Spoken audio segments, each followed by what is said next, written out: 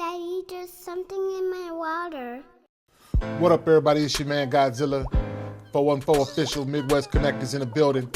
And this is an official state of emergency that I'm putting on everybody who's in earshot who can hear this. Basically, the Milwaukee water crisis is its own state of emergency. The child lead poisoning statistics are some of the worst in the nation that we have at this point. Please share this video as much as you can. I'm going to give you a lot of hard facts about lead in the water in Milwaukee, and I want to make sure everybody gets it. For those who turn this video off quickly, because I know some people don't stick around for numbers, I just want to give you just a little bit of game about what happens with lead and how it affects your body, right? The health effects of lead exposure in children include impaired cognition, behavioral disorders, hearing problems, and delayed puberty. In pregnant women, lead is associated with reduced fetal growth. In everybody across the board, lead consumption can affect the heart, kidneys, and the nerves. If you don't hear anything else that I'm about to say, please, you can't undo the effects of lead in the body. According to the city of Milwaukee's website, though, there are 169,000 water service lines in the city of Milwaukee. 70,000 of these residential service lines are lead. 6,000 commercial lines are actually lead lines. So at this point, we're talking about, when we say commercial lines, anything that's non-residential, daycare, schools, community centers, all that above. 169 Milwaukee public schools have tested positive for lead.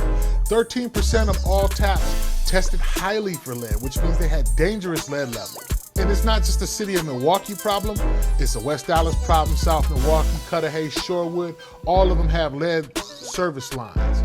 Statewide, you also have municipalities with their own issues as well.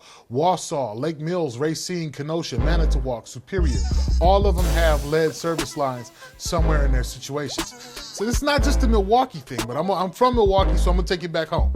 In Milwaukee last year, 11.5% of the children tested had elevated lead levels. The north side of Milwaukee had about 1/3 of their tests come back for elevated lead. Here's a comparison from Milwaukee to Flint.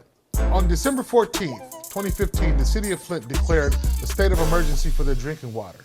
Flint, Michigan has a population of 99,763 people. They have about 45,000 homes were estimated to have been affected by lead. We found out that the city of Milwaukee's estimate is low. The city of Milwaukee says we have 70,000 lead lines.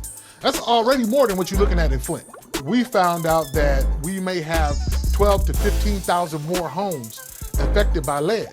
That brings our total to at least 82,000 homes. What Flint was able to declare a state of emergency with 40,000 homes contaminated with lead, but Milwaukee has over 80. In fact, in Flint, Michigan, 4.9% of the kids tested had lead poisoning. In Milwaukee, 8.6% of the kids tested have lead poisoning. And we're talking about a city of about 600,000 people. In Milwaukee in 2010, Milwaukee had 158,437 kids. If you do that at 8.6%, and those numbers held true across the board, we have 13,625 kids poisoned by lead, give or take a couple decimals. There are fixes, right? In 2001, the city of Madison decided to do something about their lead laterals, and they replaced all of theirs for the cost of $15.5 million.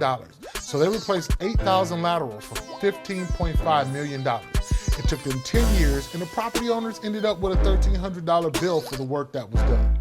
If Milwaukee has 80,000 lead laterals, can't we just scale that for $150 million? We can get all 80,000 fixed, right? It's just $150 million.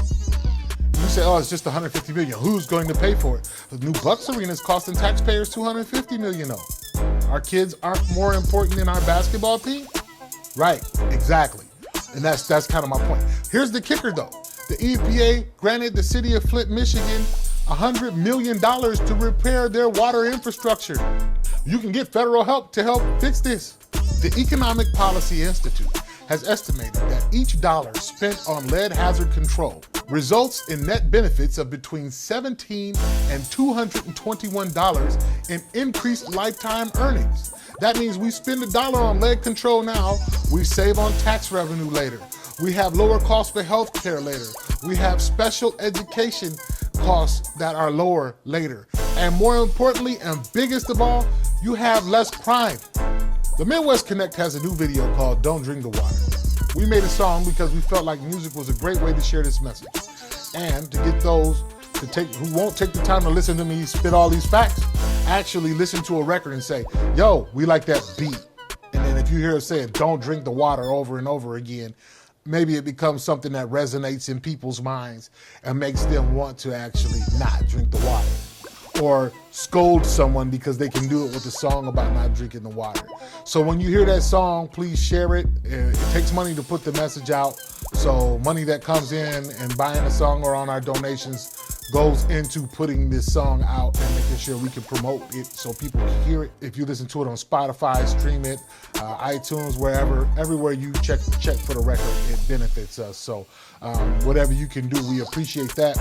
Don't drink the water. Please don't drink the water. Water's trying to kill you. It's Godzilla, Midwest Connect, 100.